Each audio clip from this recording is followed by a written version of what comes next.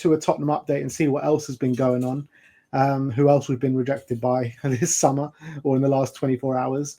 And the first player that we're going to talk about is Niko Pats of Como. Fabrizio Romano dropped an exclusive yesterday saying that Tottenham have bid 70 million euro package for Niko Pats, and it's been turned down by Como. Paz wants to stay at Como with a view of a Real Madrid future. Real were going to match any proposal in any case. Real have a 10 million euro buyback clause in 2026, but will compensate Como in future. And then he said later on that Real Madrid had a big role in stopping Niko Pats' proposal worth 70 million from Tottenham. Real are happy with Pats staying at Como this season, but his move to Madrid in summer 2026 is increasingly likely. He's expected to join Real Madrid next season. So, yeah. Well, what can you do if a player's got an impending move to Real Madrid in a year's time? He's not exactly going to join Tottenham, is he? But surely you'd put the feelers out there and see if that's the case before putting in a bid. Yeah, and it seems as though, I don't know, who knows if we actually put in a bid or not. There's some reports saying we did, but it was known. I mean, a lot of the people who were reporting on this bid said that Spurs knew it was going to be a complicated bid and a complicated deal to do. It seems as though there was never any chance we were ever going to get this one done. That was the impression that I got before we made this bid, that it was going to be one of those deals. It's just ultimately Spurs are not going to be able to get this done because Pats and Madrid and all these different moving parts. And then now it turns out Madrid want him anyway for themselves. A lot of the time, like I remember when we had Reguilon and stuff, like there was a fear, Madrid are going to activate their buyback clause, all this kind of stuff, and then the price is going to go up. But it seems as though Madrid actually want them for themselves next season. So if Madrid told them, look, you spend another year developing, and then you're going to be part of the first team, why the hell would he move to Tottenham in that circumstance? So at the end of the day, this one was non-starter, it seems. And it seems to go again. I think we were linked with him before the Eze thing. So it seems as though we probably knew about this. We knew about something because we never really went for it before the Eze one. We pulled out. So it seems as though we've just basically done a Hail Mary. I think if I remember rightly, the bid that we were talking about before we went for Eze was like 40 million or something, or 50 million. So they've obviously done a Hail Mary. They've gone for a big 70 million euro bid just to see, can anything happen? Pats has said no. And that kind of leaves me with the impression of how we're running this transfer window at the moment. And that makes me worried because it seems to me we've done a Hail Mary bid for a player we know we're not getting. And if that's where we are a week to go, that's worrying. Massively. And you're thinking about number 10s that have been on the kind of rumour list throughout the window. I think we've worked through the list now. There's only one left, isn't it? It's Akalush. Apart from him, I think we've been rejected or gazumped by everyone else. Yeah, pretty much. And look, maybe there hasn't been much talk about him, but maybe all the rejections that's going to come up again. There's obviously talk of a hijack for Bilal, but look, I've got a feeling there's another name that hasn't come up yet. That's I don't think it's going to be one of these names where, like, he comes up, is like, who is this guy? And then we look into him, and like everyone's saying he's sick, and we'll sign him for 25, 30 million, and we'll see how good he is. And I think there's a name that hasn't come up yet that's going to come to the fore. Someone in the chat says Nkunku, he's still available, isn't he? I wouldn't be surprised if we make a deadline day loan move for him. Yeah, apparently Aston Villa are looking at him at this moment in time. Simons hasn't gone to Chelsea yet. The Bilal thing is interesting because he looked all set to go, didn't he, to Palace to replace Eze a few days ago, and that's gone really quiet. There has been talk about Spurs potentially looking to hijack. It has been a player that we've been linked to over the last couple of weeks. I think there could be some groundwork being laid in the background for him. Yeah, I think there's a look at this point. I think we're looking at. I think we've clearly lowered our standards, if you know what I mean. I'm not saying Bilal's a bad player. This isn't me saying he's rubbish or anything like that. I'm sure he's a talented, promising player and he played for a very, very bad Leicester team last season. So getting away from that. So it's hard to judge him fully on that. But at this point, clearly, for me, we just got to get someone in. Like we got to get someone who we think is good. Yes, I think the whole proven thing has to go out the window in terms of Prem proven. That's not going to happen.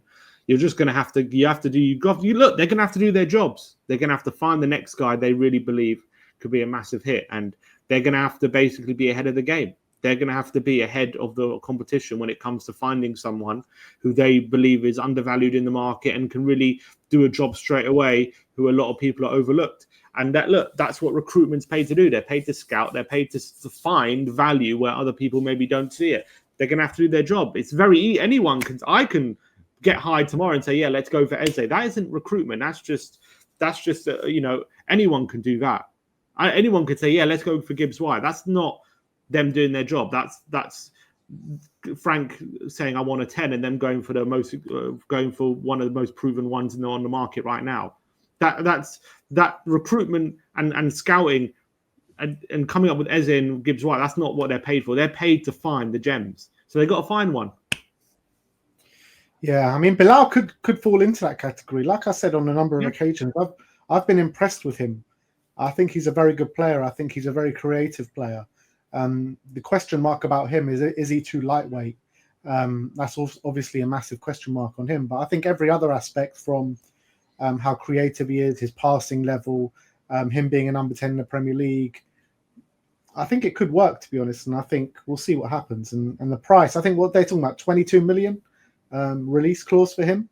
So it could be I think Palace agreed like 30 million or something. Didn't it expire? Right. But anyway, he really wants to leave, and you can get a decent fee for him. Yeah. So look, at this moment, if you tell him if you offer me right now, we'll get Bilal, and that's it. I'm like, I'm taking it, because with the week to go, we're faced with the prospect of not getting anyone. So I'm taking Bilal. Yeah. Imagine you saying that when we got the Here We Go from Morgan Gibbs White. Yeah. But look, I've said this on a number of times this window. Why are we not looking at Lee Kang-in? 100%. Why are we not looking at him? I agree. Why? Sorry. Why aren't we so? Look, I think when it comes to Levy, his eyes should be lighting up with this deal. Yeah. Lee Kang-in replaces the Korean's appetite for a Korean at Spurs. Obviously, he keeps that gravy train rolling, and he's a great player. You saw when he came on in the Super Cup, changed the game, brilliant goal.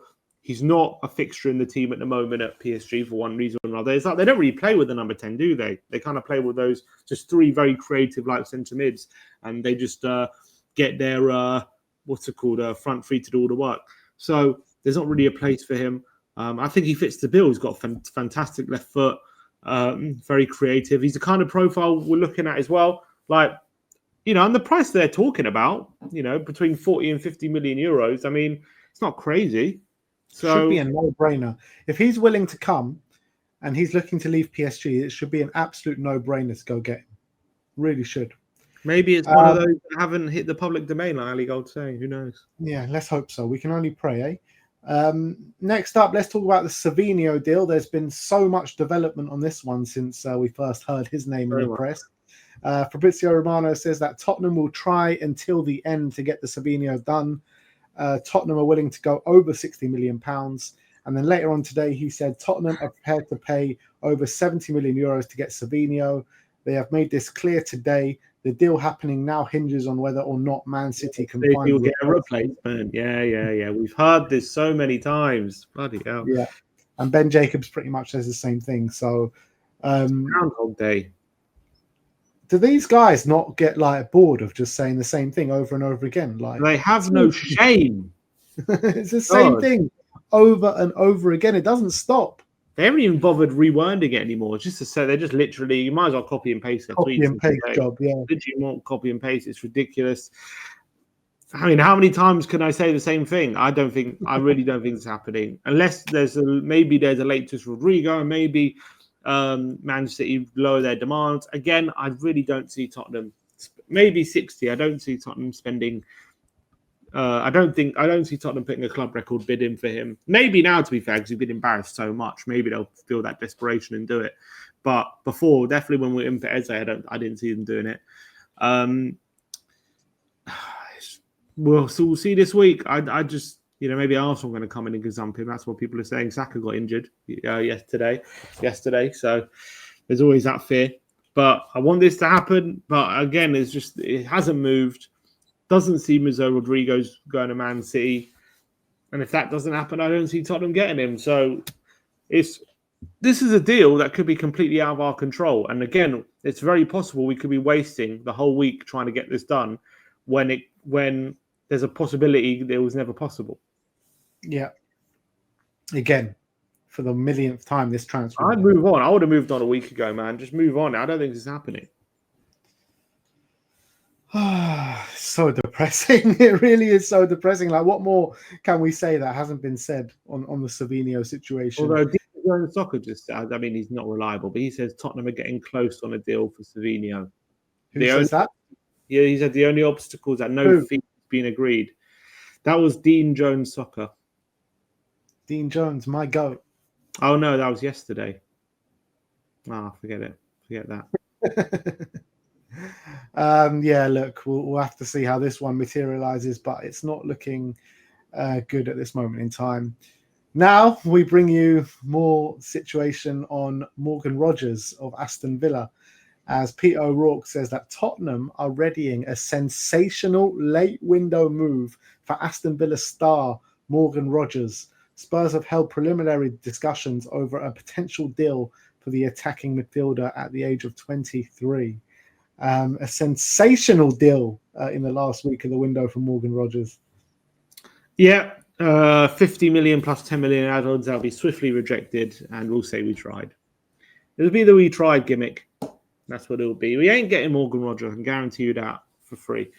No chance we get Morgan Rogers over the line. They're going to want 100. Their starting price is going to be 100 million.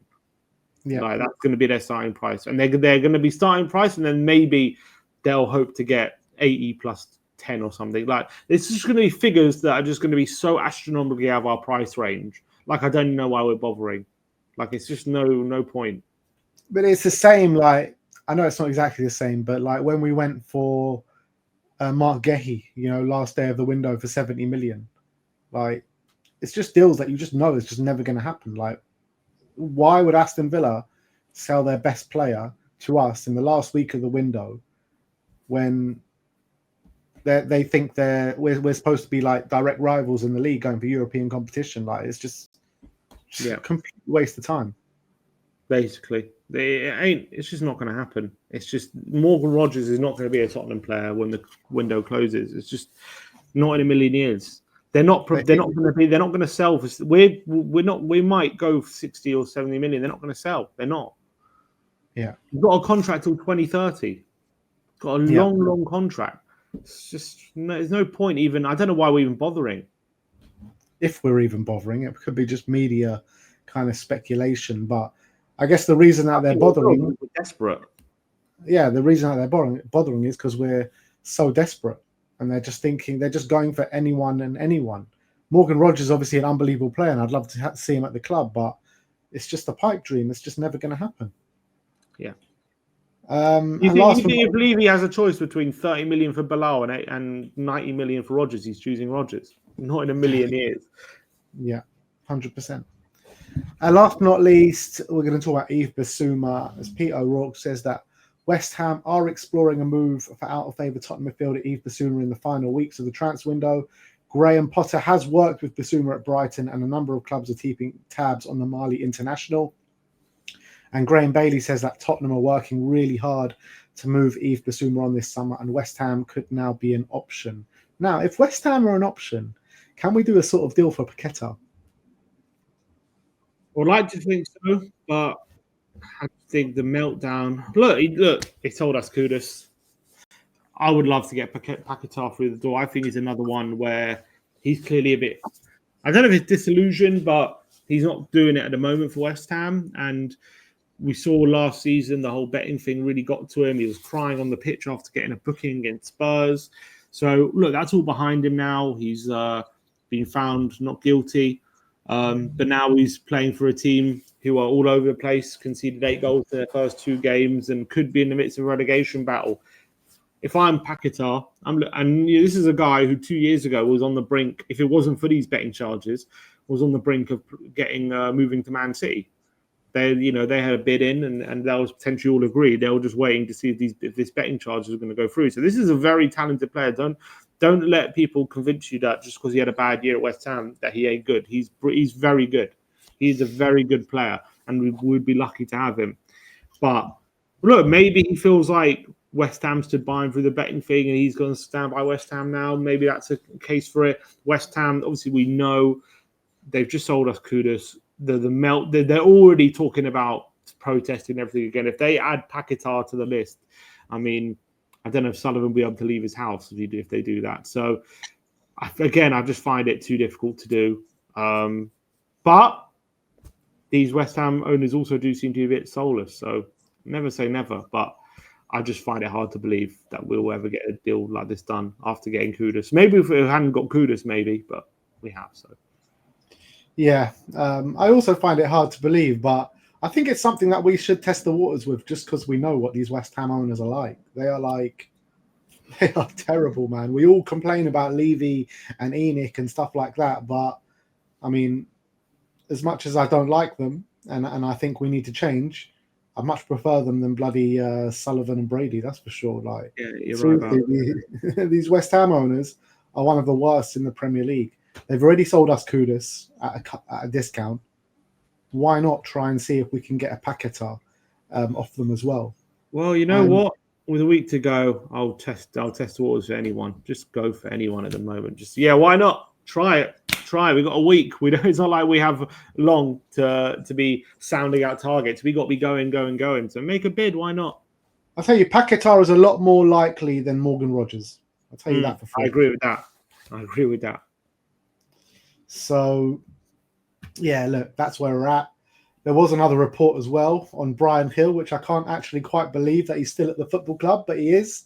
And the report was from a Spanish journalist, and he says that Girona want Bryan Gil, but want him for free, and that's it. I thought that was hilarious. Hasn't Gil played number 10 before? Yeah. We've been so blown away by Gil in training, we decided we don't need number 10. Yeah, except he's not training because he's injured. But there's potential of him training. Yeah, I mean, look, 1 year left in his deal. We're not getting any money for him, so we may as well just let him go. 100%. We've been trying to get rid of him for many, many years, and we just haven't been able to. So, let him go on a free. Just let him start his career. The fact that he's continuously chained to Tottenham, I don't think is helping anyone.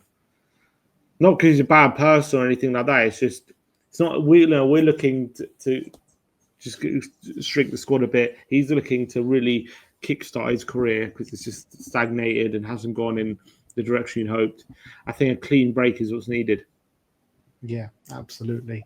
So that is your Tottenham update. That is everything that's been doing the rounds on the press in the last 24 hours. And sitting here 25th of August, we're still completely in the dark, not knowing what the hell is going on. Surely they've got to be working on stuff in the background that we don't know about, and hopefully we'll hear something soon. But as of now, it is just absolutely dire straits, really.